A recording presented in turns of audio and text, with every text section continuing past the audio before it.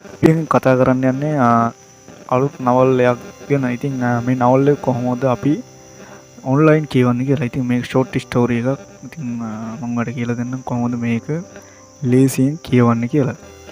ඉතින් මේකේ නම තමයි සුපෙම් සිත කියන එක නවල් එක. ඉතින් Google එක මේ විදිහට ඕපන් කරගන්න. ඕපන් කරලා e-book සිංහල එතන සර්ච් කරන්න e-book සිංහල කියලා. ඔයාලට මේ විදිහට බලා ගන්න පුළුවන් උඩින් පෙන්නන ලින්ක් එක සිංහල නවල් free download සිංහල කියලා. ඉතින් මේක උඩ එකපාරක් ක්ලික් කරගන්න. ක්ලික් කරාට පස්සේ ඔයාලට මේ විදිහට බලා ගන්න පුළුවන් මේගොල්ලන්ගේ වෙබ්සයිට් එක. ඊට පස්සේ මෙතනින් ඔයාලට බලා ගන්න පුළුවන් පෙන්න මේ ඉරි කෑලි තුන එකපාරක් ක්ලික් කරන්න ඕන. ක්ලික් කරාට පස්සේ මෙතන කැටගරිස් වගේ කැටගරිස් වල තියෙනවා අපිට තෝරගන්න මෙතන.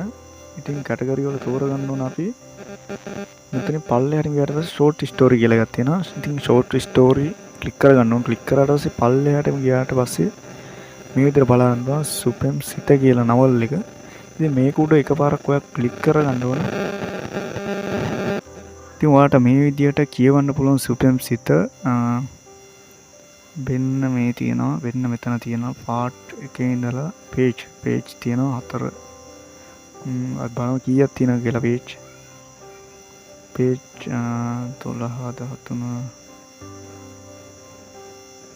අපිට තියෙනවා පේජ් 17ක්. ඉතින් ඔයාලට මේ ෂෝට් ස්ටෝරි එක ලේසියෙන් කියවන්න පුළුවන් වෙන්න මේ e-book සිංහල කියන වෙබ්සයිට් එකෙන්.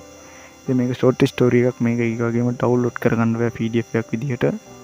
මේක ෂෝට් ස්ටෝරි එකක් ඉන්න. ඉතින් තවත් ෂෝට් ස්ටෝරි ඔයාලට ඩවුන්ලෝඩ් කරගන්න පුළුවන් මේ e-book සිංහල කෙනෙක්ගෙන් ඩවුන්ලෝඩ් කරගන්න කියවන්න පුළුවන් ඔන්ලයින් රීඩ් කරගන්න.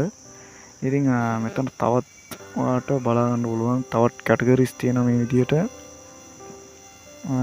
මෙන්න මේ විදිහට ඔයාලට ලේසියෙන් බලා ගන්න පුළුවන්. ඉතින් යාළුවනේ මෙන්න මේ විදිහට තමයි මේ සුපෙම් සිත නවල් එක ඔන්ලයින් කියවන්නේ.